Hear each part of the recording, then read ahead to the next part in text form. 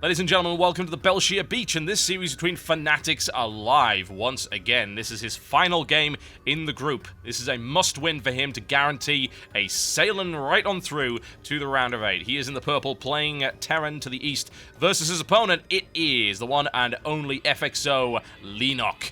He is in the red trunks playing Zerg to the west. And Belshire Beach are going to be a difficult map for Alive. If Alive wants to get a win here, he's going to have to try something on 2 bases usually. That's the majority of where the wins come from a Terran player. Sometimes they go the distance, but that's when the Terran player really does outplay a Zerg player. But he's going up against Leenock, so this is going to be, of course, very difficult. We'll see what does deploy here. The reason why it's difficult for Terran players is because of the amount of pathways for Zerg to use, the mobility, a very difficult third to actually claim, and we'll see Leenock definitely playing to the strengths of this map, of course. Yeah, he's going to drone scout really early as well, knowing that Alive has a bit of a tendency to do things like this. That was a barracks on 11. He's not taken any gas yet. Does he take a second one, more to the point?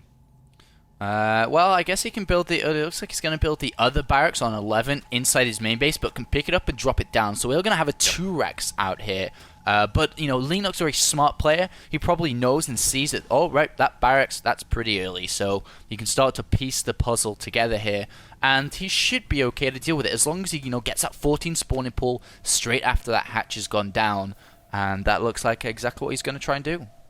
Yep, hatches down and followed up by that, and even gets himself an SCV kill there, which is just a nice little edge at this stage. Everything counts when you're dealing with early game aggression here like that. But Alive executes this build really well, and he might all in here. I'm not... Oh, sorry, go ahead. No, it's okay. Go I was going to say that Leenock didn't... I don't think pool? he's reading into it that well. I don't think he noticed that was 11, not a 12 barracks, and thinks this could be just standard play here, because he's gone for like a 17 spawning pool after taking gas. So this really is actually bad. really late and bad here. Yeah. And I thought that he could have read into that, so I guess not. And now he just checked for the second barracks and sees it, but still, he's going to have so incredibly late Zerglings coming out. Yes, he can pull drones, but against Marines coming so incredibly fast 2x2, this still could be difficult here for Leenock. Man, honestly, if Alive scouts this late spawning pool, I wouldn't be surprised if he just goes all in right then, because it would maximize his chance. He's going all in. He doesn't even see it, but he's going all in. Well, that's Alive for you. This is not the first time we've seen him do this. He actually did this against HasuObs earlier on in the group, if you remember correctly. And yeah, he's just going to go all in, and I don't see how Leenock can really hold up against something that well. He's going to have to micro incredibly in order to deal with this. Yeah, he pulls 9 drones off the line here, and he's going to build a bunch of lings too. And that's actually more than 9 drones. That's like 11, 12 drones here to deal with this. And look at this. The Marines are now getting surrounded too, but there's more coming to back up. Yeah, nice, a little bit of execution there, and at least he holds up the bunker, but with that many SCVs, he can't stop that bunker from going down. The drones are now being caught in a really awkward spot, forced all the way back here. Ling's now on the field. There is a spine crawler going up, but of course, if the bunker goes up, that spine is not going to be all that effective. We'll see if he gets a good surround here. He takes some more damage on the Lings. The drones are all the way over here just to stop the reinforcements from coming in, and Leenock's going to play a waiting game here, and unfortunately, the spine will not go down. But the hatchery is going to start taking a little bit of fire momentarily.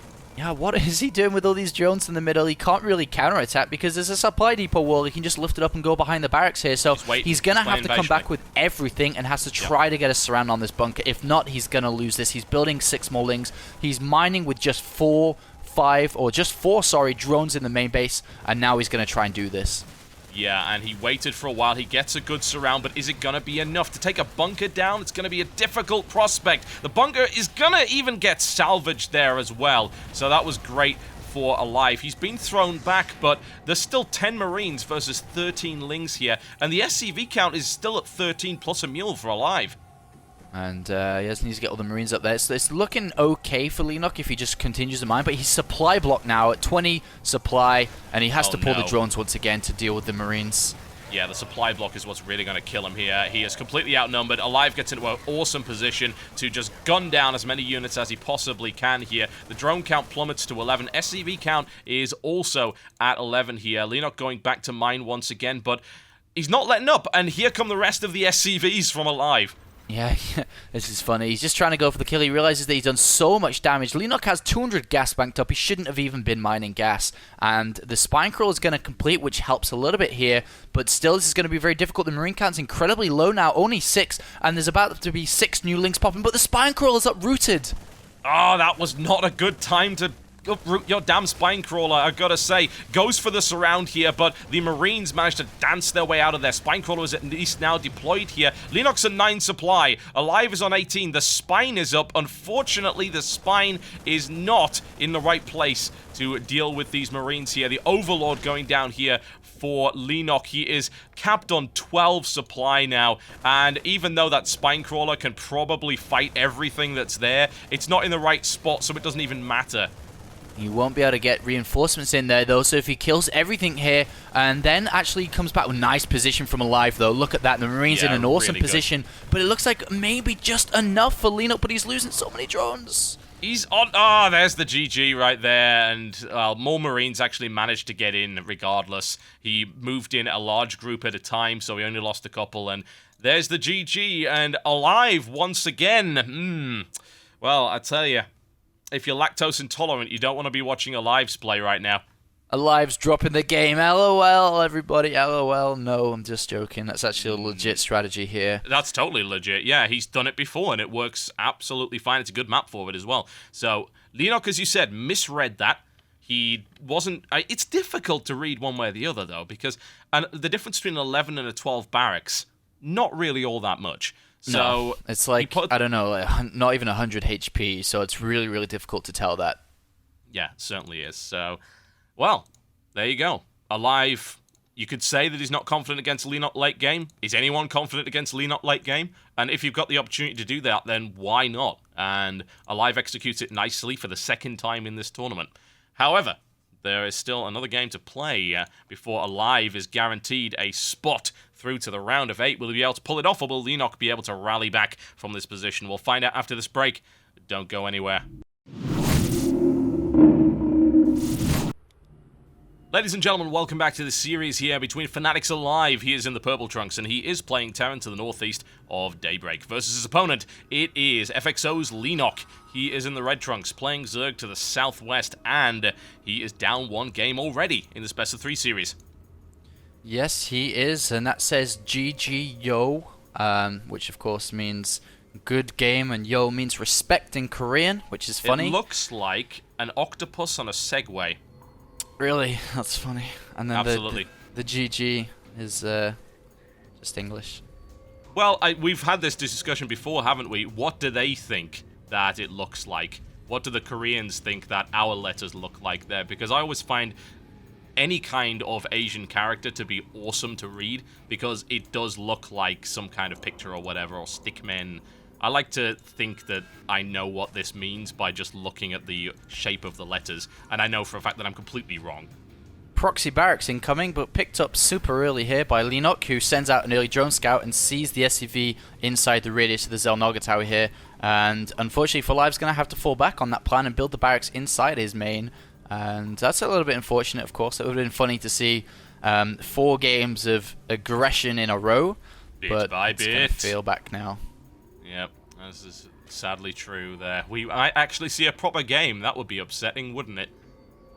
Yeah, it would be. And Leenock's checking everywhere, making sure that it hasn't gone down anyway. And it is just going to go inside his main base anyway. So Alive planning to do aggression, but does fall back on building a supply depot, actually, which is pretty smart on the hatchery location here on the natural. That's going to force Leenock into either expanding away or actually pulling drones down to go hatchery first. Well, that's one way to do it, I guess. Yeah, but I mean, it hurts the economy early on as well, so, and he gets the cancel, so an investment of 25, he turns this failed proxy racks into a nice little bit of harassment, and by the time these drones are back there, that's at least 100 minerals, I would say, wasted. Yeah, I mean, I guess at the same time you could have said that wasn't just a proxy Rex, but it was to do that from the start. But usually it's just for the proxy barracks there. Yeah. You don't really try to do that because if your opponent doesn't go hatchery first, then you just lose a lot of money anyway from sending that SCV out so incredibly early. We do have, of course, just regular play now coming out from Leenock. Gas has gone down for Alive, so is going to be going into an expansion first, but then following up with, of course, the Reactor Heli and the trademark playstyle here this one Overlord is getting a little bit risky here by Leenock on the natural location of Alive. It's going to run away just in time, though. If these two Marines would have moved down as soon as that had come off from the high ground, they could have got the kill. Yeah, losing an Overlord at this stage is pretty much disastrous. They definitely don't want to do that, and usually at this level of play it doesn't happen. But he's safe now, he shouldn't have to worry too much. Alive actually moves in, he sees it, he would love to get his dirty little mitts on it, but that is not going to happen, I'm afraid, unless Leenock has a sudden change of heart and decides to donate it as a gift. Nah, it's not going to happen. Unfortunately there for Alive, but we do see him throwing down the factory, of course, and just wanting gas to begin with, so he could get down the command center a little bit faster than usual. Then goes back in with 3.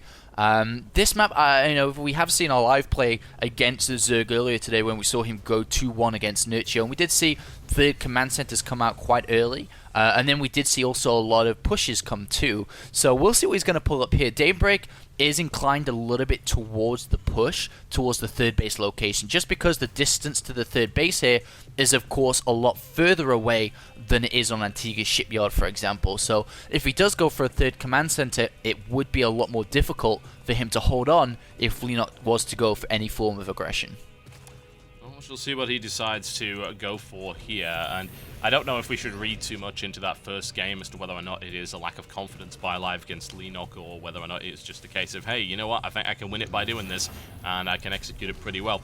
But it will affect his playstyle, no doubt. We'll decide if he decides to go safe or tries to grab that quick 3rd here. Leenock, on the other hand, is playing straight up at the minute. He's already got his ling speed pretty much finished, so he gains map control for as long as it takes for these Hellions to actually come out here. And it looks like we're going to see a 3rd command center from Alive here, deciding where to throw it and ends up just putting it next to the main one. And so, like I said, this is going to be, he can't pick up and leave anytime soon because of the distances between the natural and 3rd base. So what he's going to do is just build up a bunch of SCVs and then move out when he's safe to do so. We do see an early switch up with the factory too, so just goes for a single Hellion and then straight over into tank production, knowing that if I'm going to go 3rd command center, I don't have any units on the ground at all here. So of course a siege tank is worth its weight in money and resources because it's going to be very hard to break that. And we see 4 gases taken very incredibly fast here by Leenock, who looks like he's going to be going for Spire. Yeah, I mean, I was going to say, talk to me about these 4 gases and the timing of that lair, because it's almost complete. It was pretty damn quick. So, yeah, just 2 base Spire play initially here from Leenock against the 3rd command center and a lot of tanks. And the Marine count is not going to be that high either, because, of course, he is only on 1 racks and he is building that 3rd CC. So there is a possibility for Muta to work quite effectively here, but he's actually putting a Baneling Nest down as well. I have to imagine that he's just doing that for defense against any kind of aggression that may come. Yeah, I mean, you can still go Infestation Pit from here, actually, and it looks like the God of Zerg decides to leave the game, which is funny. But so I love, he was spectating this entire time. I'm actually kind of surprised that Leenock let him, but there you go. And Spire does come down now. It's actually, this build is, it's actually, so far, has gone towards Alive's favor here. 3rd command center builds are actually very good against Spire play, which is why Spire play is now almost gone out of fashion, because you're going to have an insurge of money coming up very shortly now as you start to saturate these 2 bases so much faster, and you're going to have a big amount of Marines, and they're also usually going to be followed up with a double engineering base, so you can really get the upgrades flowing, and as long as you do defend well, then you're obviously going to be in an amazing position with amazing pushes. There comes down 2 extra reactors on these barracks, so he's going to be able to produce 6-7 Marines at a single time here. And the first Mutalists are going to be coming out. He's also upgrading, the Baneling speed, Burrow, and +1 melee. So he's not even going to be able to build a big surge of Mutalists right off the bat to do that initial damage before that Marine count gets high. A dance going on right here between those Lings and the Hellions, but there were simply too many Lings. No amount of micros getting you out of there, I'm afraid. Baneling speed and Burrow coming up here from Leenock, a curious choice. And in the meantime, Alive is going to ramp up that barracks count to the level you need in order to get this big Marine tank force. Here we go. The Mutalist count has begun at a grand total of 8 to start with. I'm surprised we haven't seen a second engineering bay out, actually. It's going to slow down his upgrades here. He's got a lot of gas, doesn't he? Yeah, he's got a lot of gas here, which is usually what the gas is for at this point. But he can sink it into Medivacs. The problem for Alive, though, is that because he went for Siege Tank so early to defend against Roach Sling, is that the stim is actually quite delayed here. Therefore, Mutalists are naturally going to be able to do more damage. The third base is actually very open. There's a single bunker which was scouted here by Leenock. He knows that, alright, a single bunker with 4 Marines. Yeah, my Mulus and Lynx could actually do a lot of damage there. Mulus going into the main base, though, for now, against unstim Marines and lack of combat shields. Yeah, they're going to do actually quite a bit of damage, but it looks like he's just going to go straight for this third base, and to be honest, he could actually do significant amounts of damage there. Yeah, he could. He could surround that. He could bring the Banelings in, and he is. He's got 10 more Banelings coming in, a classic style here from Leenock. Ling, Baneling, Muta. Gives him a lot of mobility, and it allows him to deal very, very well with Marines, especially bearing in mind they missed their upgrade, and they do not have stim. A missile turret goes up there, but wow, the third base getting ravaged here by Leenock, who is taking a little bit too much damage, I feel, from that missile turret. That didn't have to happen, but whatever the case, he should be able to completely destroy this mineral line as he has, and is now going to work on this orbital command. A Burrow brazenly in front of Alive's face. He's like, no, absolutely not, but does force a scan to be put down. Super interested in this +1 carapace upgrade, but I'll talk about that shortly, as Alive is still caught without stim here. It's going to finish in just 5 seconds time. So nice on the Baneling splash right there, absolutely, and there's about 30 Lings trying to get in there to kill that missile turret, and down goes the base. So I tell you, man, this was super effective here by Leenock. It worked absolutely perfectly. And tell me about this flyer carapace. Well, I'll tell you about that in a second. Looks like he's going to be baited out now, so I can have some room to talk. But the carapace makes no sense for me. I mean, the thing is, though, that Mulas are not there to take damage. They're there to deal damage. They're not, damage dealers. They're more harassment units. They're not there to be in a fight. So it's looks like Leenock wants survivability with these, which is very, very interesting. And I don't really understand what he wants to do with it here. I mean, he's going to have to change away from Mulas eventually. And if he continues with it, with the added on Thor and the Marine production, which is still relatively high, I mean, it doesn't make too much sense here. So I don't know. I really don't know. I was just very confused by that play.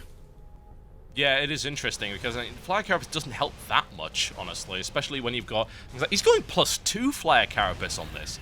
That I barely even ever see that upgrade, let alone anything else, so it is mega curious. Yeah, I mean, he's basically wanted his Lings and Banelings to deal the damage, and Mutalist just to be there.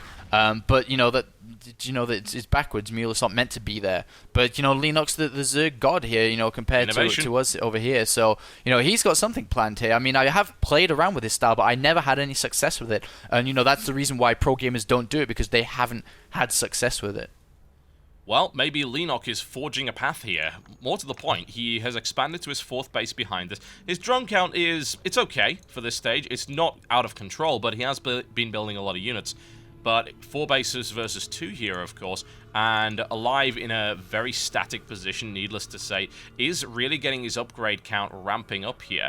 But even when he goes in to engage against these Mutas, there's still going to be +2 Flyer Carapace to actually take the edge off these +2 Marines. Still, though, they're going to go down pretty damn fast, and Stim Marines rip through Mutalisks under any circumstances. 23 Banelings coming in here from Leenock. I guess his strategy is starting to make a little bit more sense to me thinking about it, is that he just wants to go in there and pick off the tanks and survive while doing so. And then be able to just walk in with Banelings, which is why he's more so many Banelings and Lings coming in here. So I guess it does make sense if that's his strategy, which he's trying to do here. But, that's a very fine line for that strategy. Yeah, well, Leenock is a very fine player, so if he's going to pull off something that is this razor edge, then I'm going to be very excited to see it. Leenock now moving down to the bottom here to stop this 3rd base from going down, and, well, the missile turret comes up in front of the burrowed Banelings, so probably not the best place to put them, but hey, whatever. And unfortunately, he's going to get chased away from the 3rd. Yeah, now this time around at 60 minutes, he's got more than enough units to actually hold this 3rd base now, but at the same time, we do see the 4th base from Leenock coming down, working on this +2 melee attack now, and the Infestation Pit coming down. So he's advancing nicely into the next stage of this, of his tech, of course, but still, it's down to Alive to keep defending. He's on 3 bases now, and needs to keep 3 bases and not letting Leenock find weaknesses in his hole, in any hole areas around his base. And then from here on out, Alive just needs to push towards his 200 supply mark and then look for a push alongside +3 attack, alongside +2 armor. Leenock, though, is currently huge amounts of drones going down, and Spinecoil has been added on everywhere, but still should want to try to look to find holes here in some form alongside Alive's base. If you've got that many Mutalisks, that's exactly what you should be doing. You've got 16 Mutas that are sitting there really doing nothing whatsoever. Especially since they're that well armored. I mean, they don't care about missile turrets with +2 armor. They should be able to smash their way through there. And of course, I wouldn't go in for the third base because there's Thors and Marines there, but the main is pretty naked. He could go in here, he could very easily take out the small contingent of Marines. Yeah, he could, but of course he doesn't really know if it is naked or not. He is going to move towards his third base, but there's absolutely no point of entry here on this third base. And if you don't have the +1 flyer's attack, you can't really pick off turrets either. They just don't die fast enough, even if you do have 16 Mulas here. So I don't think he can even go in and do anything anyway. So he is throwing away a couple of Lings here on this third base, just so he can start to free up some supply now, as he's making his Corruptors ready for the Broodlords. Got himself a free tank for that trade, so he is not upset whatsoever. And these Broodlords are going to be damn hard to kill, I've got to say. And Thors do nothing to them to begin with, even less so with +2. And now the Mutas go in, take out another tank here, and, well, those Mutas really aren't actually dying, so I guess the style does work fairly well. Okay, I understand what the +2 carapace is for, but I'll talk about that in a minute now, as it looks like Leenock's just going to go for the Planetary Fortress, and that's a big hit. Yeah, and he invested a lot to do it, but it's worth it. You can keep him on 2 bases, and you got 4. And with that Muta control as well, there's no chance of drop aggression here. He even loses a couple of Mutas here and there. He's down to 9, but he's still got enough to stop any drops coming in his direction. So with the Mutalisk, I was right and wrong at the same time. Yes, the Mutalisks are pretty much useless and it makes no sense to get the Carapace. But if you think long term, which I wasn't thinking long term, the +2 Carapace is for the Broodlords, for the survivability. Of course, he has the damage output for the Broodlings, but the survivability is very important for the Broodlords here. So absolutely no use to the Mutalisk really, but of course maximum use. And big Fungal there on the Medivacs there, and that's doing actually a lot of damage. 3, 4 go down. Very nice. Well, that's what happens when you go in there with those rusted second-hand Medivacs. Always buy new, folks, and buy American. And down goes that 5th base, like Leenock actually cares. He's on 4 fully functional mining bases with 81 drones. Huge amount of Banelings coming in, and a big swarm coming in to catch reinforcements off as well. Another tank goes down, and Leenock is all over Alive in this game. He really is, but he's still got to deal with this big army. However, if Alive waits too long and hangs around here, the Broodlords will come in and, well, good luck killing Broodlords with +2 armor with that. Yeah, where are the Corruptors, though? I can't see them. They're around somewhere. They haven't started. There we go. They've started morphing to Broodlords now. I'm not entirely sure where they are on the map at this stage, but I guess it doesn't really matter all that much. I have absolutely no idea where they are. I actually can't see them. I can't believe I can't see them. Okay, there they are, behind the, well, by the 3rd base in the dead space there. And that's going to be very annoying for Alive. I mean, he's still doing damage picking off Evolution Chambers. And then, oh no, the Greatest Spire goes down. But it doesn't matter, though. The Broodlords are already morphed, so... Yeah, he did stop the +3 from coming in, which is great. But yeah, the Broodlords are now going to be the real threat here. As you said, in the dead space behind this area. Here they are. No, there are not burrowed Broodlords. That is not a new Leenock innovation.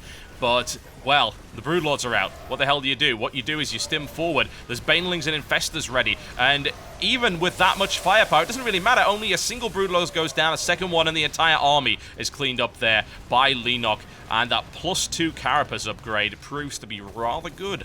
Yeah, and even though Alive has dealt a lot of damage here, he naturally killed the Macrohatch Queens and even units, he still lost his 3rd base. His main base is mined out, his natural is basically mined out here. So this is actually looking pretty bad for Alive, of course. Just doesn't have any income to sustain a decent army to beat down this very heavy Broodlord and Infestor composition with 7 Ultralisks to back this up. So it looks like Leenock's going to seal the deal here. But, yeah, I'm very happy that I figured out the +2 Carapace. It makes complete sense now. There, yeah, you've got it. And it seemed to work out pretty well. I mean, these Broodlords just didn't go down, honestly. They really, really did not. And now he comes forward. He doesn't even need the Ultralisks, honestly. He could have kept... Well, actually, he couldn't have kept building Broodlords because he lost his Spire, but... One way or the other, just Lings would have probably done the job, but he does want to seal the deal, as you've said, and, well, what are you going to do with Marines against Ultralisks with those kind of upgrades? Not a huge amount, I'm afraid. The Broodlords start to lay siege, and Alive is not going to be that way shortly. Oh man, these Marines are trying. The only way they can kill the Broodlords is to run stim underneath. But guess who's here to say no? And that is the Infestors. Infestor Gadget is there. Down goes Alive by the looks of it. His army getting annihilated here, and he will try and hang on, of course, but there's nothing to hang on with. Especially, I think as soon as he sees the Ultralisks, he's just going to run away in terror. Oh yeah, man, they're just waiting for their opportunity to come into this, and Ghosts can't even get close here. They pick off, well, have a couple of snipes in there, but immediately go down, so they don't even have Mobius Reactor and the energy necessary. And, you know, Leenock stamping down on Alive. Yeah, he really is, and there's another fungal, and there's the GG. So well played there by Leenock, pretty much flawless execution. Yeah, really good game there by Leenock, unfortunately kicking Alive down, and that is 1-1 now, tied up between these guys, and it's going to go to the final, the third game, which is the decider. Does Alive go through as 3 wins and 1 loss? Does Leenock go 0-2? MLG GSL champion on 0-2 in the IronSquid Group D. It's all to play for in that final last game. Well, I can tell you who's going to be cheering on Leenock. It's going to be Nerchio. Oh yes, he wants Alive to lose this one, because of course that'll give him that map score edge, and even if it ends up in a split between Leenock and Nerchio, well, versus is a wonderful thing. He's got the head-to-head on Leenock. So let's see how this turns out, folks. The final game coming up right now. Do not go anywhere. And here we are, folks, the final map of this series and of this show. It is Fnatic's Alive. He is in the purple trunks, and he is playing Terran to the southwest of the Tal'Darim altar. Versus his opponent, it is FXO's Leenock in the red, playing Zerg to the northwest. And these positions, not so good for Leenock here, unfortunately. Gets the worst end of the deal when rolling the dice to see where you spawn. Is because his third base is, you know, taking 3 bases is fine, but as we've seen throughout the tournament when we saw Jack actually play, is if Terran sets up a containment of you on 3 bases, you can't unlock your 7th and 8th gas, and that's where the money is for the Broodlords, for the Infestors, and so on. You almost have to stay on a mid-tier, and if you try to go high, you only have one small forge of high-tech units, and if it doesn't work, that's it, you're gone, because that's all your money been spent. So it's going to be very important for Alive in these positions to, you know, really try to hold Leenock back. But that's, of course, if he sees where they've spawned, if he wants to try that strategy. Leenock is going to have a hard time taking a 4th base no matter what, though, because it's so full. You have to hook all the way around to that back 1 o'clock, well, kind of 12 o'clock expansion. Indeed, and we'll see what happens. I mean, Leenock has just had that amazing run in the previous game. He did so incredibly well and used an interesting style that worked very effectively against Alive. But, more to the point, it depends what Alive decides to do from that position, because Alive did have a couple of holes in his build that caused Leenock to be able to do so much damage early on. Yeah, that's true, and if he gets rid of that, then he could go through and go through his 1st or 2nd place within this group. We do have this barracks placement on the naturals, just to kind of hide and freak out Leenock, but it doesn't really matter. Leenock did scout cross position with the drone, scouting 2 locations at once, really, because the overload, of course, going down, and then the drone across, and then he now knows that Alive is in the bottom left, and already is probably worrying about his 4th base, because he knows how this is spawned and how this is going to work out. Meanwhile, we'll have to see what Alive's got planned here. Of course, taking the gas, and of course we do have the hatchery coming down here for Mr. Leenock. Yes, Mr. Leenock. Leenock Esquire, as we like to call him. Something of a wonder kid, really, honestly. He's very, very young, but then again, he's not the only really great young player over in Korea.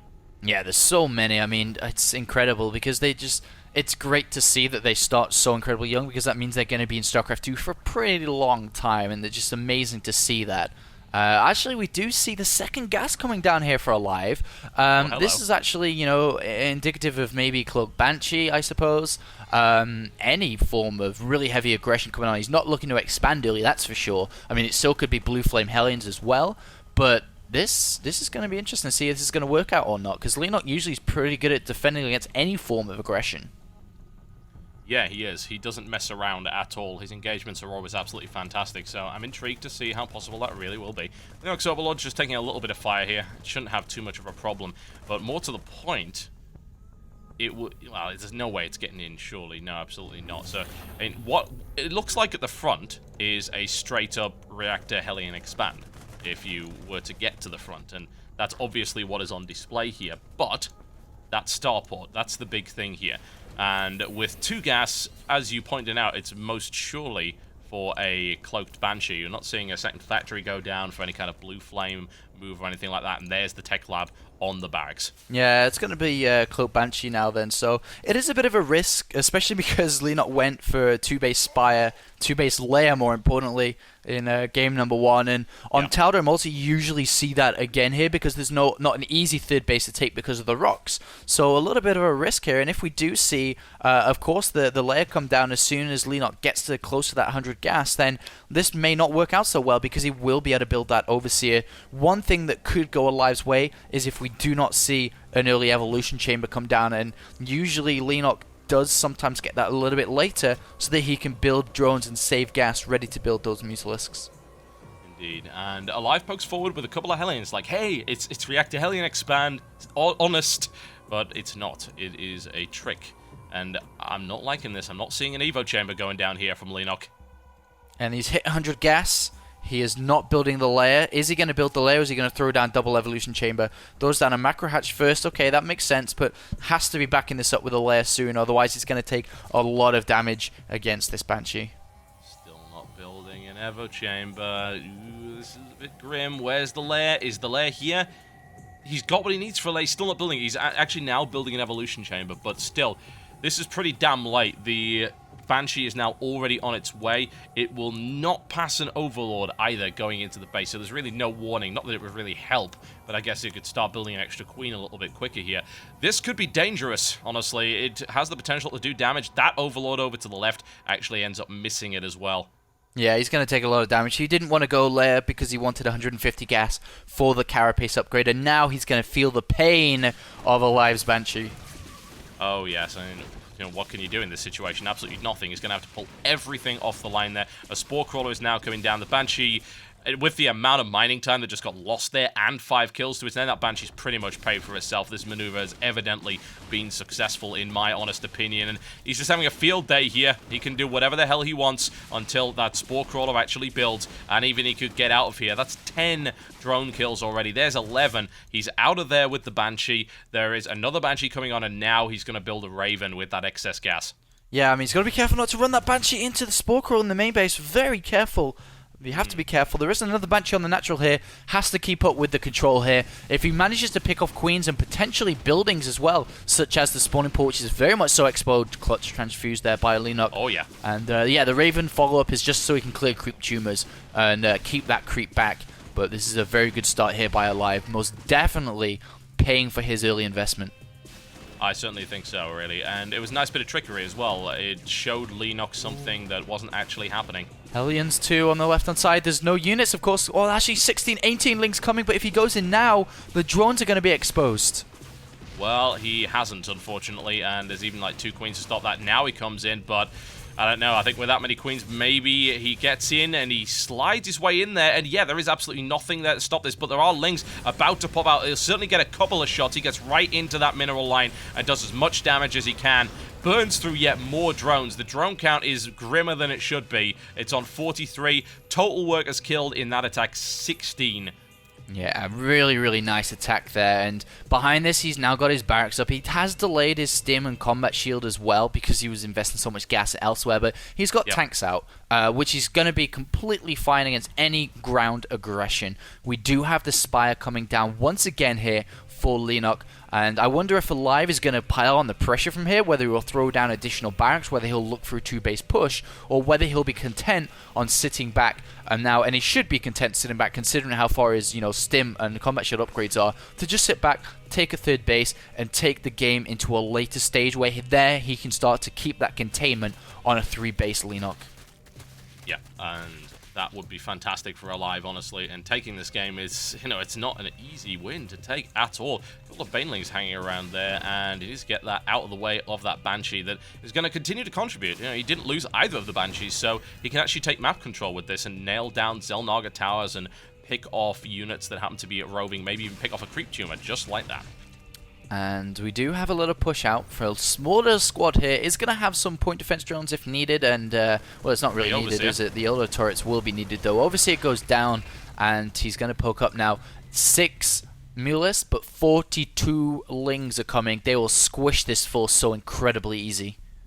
Yeah, there's nowhere near enough to actually hold up against that, especially not on creep. Muta actually moves in just to do a little bit of damage here and there. There could be a point defense drone, but more to the point, well, slaughter time coming in here with the Banshee contributing. It does make it a little bit difficult, but the force is basically blunted. There are still those couple of Banshees up though. They did survive the Mutalisk engagement, so he's able to now elevate up there and do some more damage. A cloak comes in and is now focusing down the Queens and taking out that mineral line as well. Another Baneling splash goes in there. There's still Marines alive.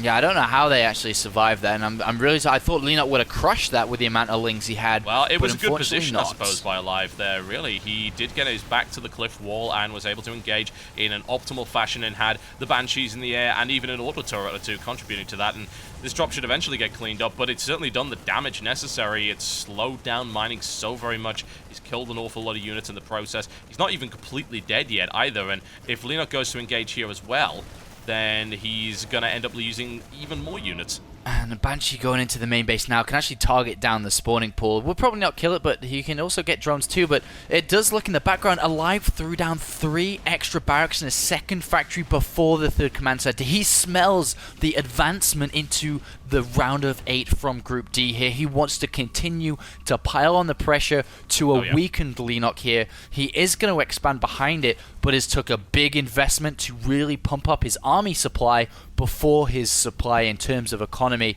and this is going to be very difficult, this kind of follow-up, because there's not enough gas here to build Banelings, to build Mulis, to rebuild Aspire, and this is going to be a very solid, strong follow-up here by Fanatics Alive.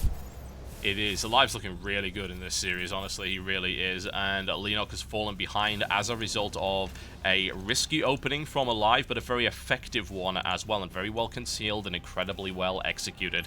The 25 workers have been killed in this game thus far. That has stifled Leenock's economy so badly, and he is suffering as a direct result of that. An attempt to go to Spire here against that many racks, it doesn't seem to make any sense, honestly. He's obviously having to rebuild that, and he's got a couple of Mutas in the air here, but what is he going to do with them? Really not an awful lot. Oh, look at the 3rd base now for Alive. There's 2 borrowed Banelings. They could kill every single SCV transferred. Oh my god, there's a big transfer train going across. It looks like 20 SCV transfer. Oh my god, oh my god, oh my god. This could actually be huge. This could actually change the game completely here. Oh, the Marines are there as well. Oh, nice. It doesn't take out that. Let's have a look. He actually didn't kill that many SCVs. No, it looks great. But yeah, he only 7. killed... Yeah, I think he actually detonated them just a little bit too soon there. He really did. He got excited. That's sad. That could have been sick. That could have been sick. Yeah, it looked good, but it wasn't as good as you might think. It killed a bunch of Marines, not SCVs. That was disappointing. It really was. He's managed to move these borrowed Banelings up to the ramp here, but there's a missile turret coming down, and that's going to force them to move out. In fact, the Banelings are probably just going to die, unless, of course, he detonates them as Alive tries to move out here, but he's being nice and patient, so that's going to be a couple of freebies there for Alive to pick up, and that opportunity to get back in the game by annihilating that SCV count has failed, unfortunately, and Alive's not going to fall for that again. He's morphing Banelings, though, on the right-hand side of this planetary fortress to try to just hit the SCV line once again here, but a big risk there by Leenock wasting gas potentially here, especially because Alive has no intention to play a late game here. He's got a planetary fortress here. It's not orbital command. He just wants to build an army and go, especially as now 2-1 is near completion, or at least +1 armor and +2 on the way, but he's trying to kill this planetary fortress off. Supply depot wall there as well on the right hand side, not the biggest wall, but still, does he have enough to kill it? I don't know, man. It's a big investment one way or the other, even if he does decide to actually go for it. It's so many resources that he really doesn't have. So I'm quite surprised that he's doing this. I mean, what does this do? It equalizes the base count? Well, that's not so great, even. You need to be at least 1 base ahead of your opponent as Zerg, so I'm not convinced by it.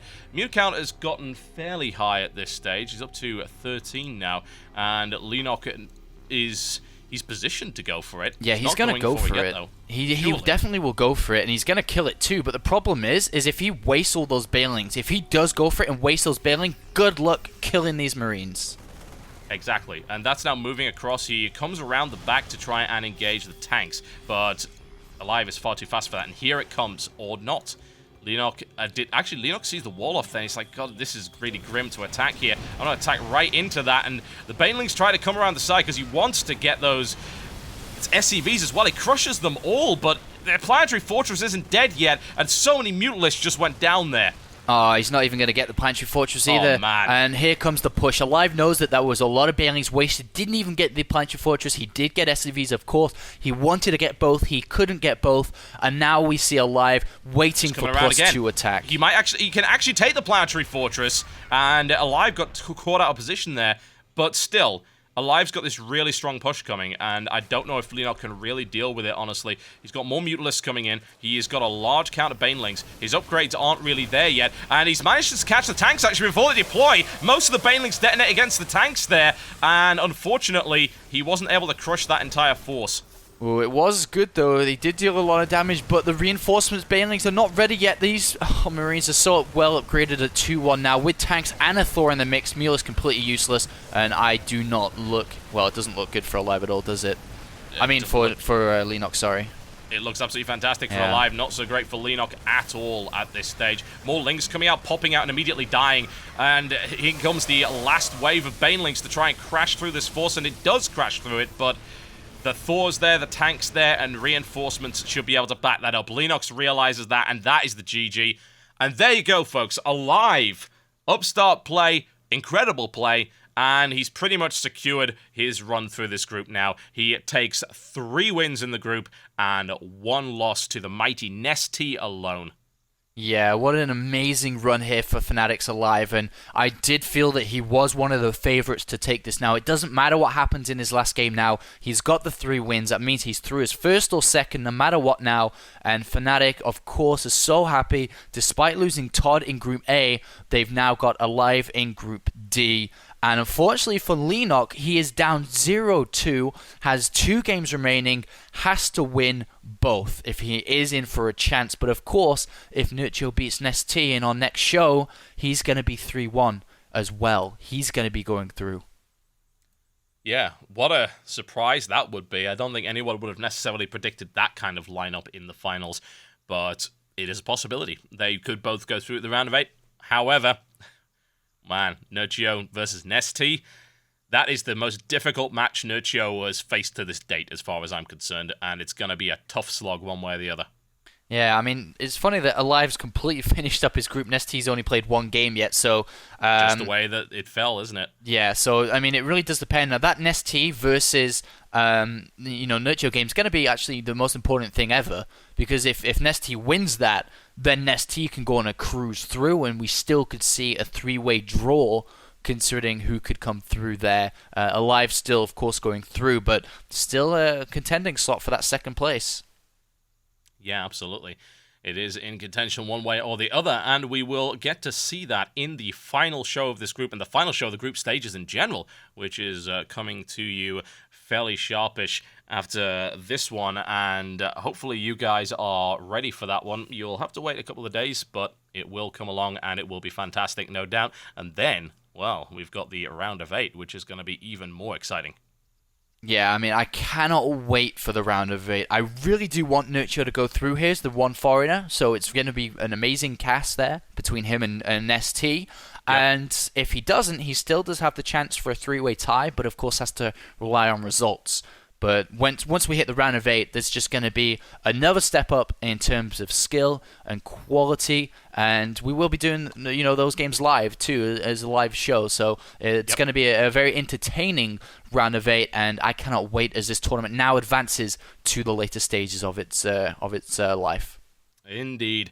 Alive, congratulations to him. He goes through, and everything's still to play for in the rest of this group for the remaining contestants here.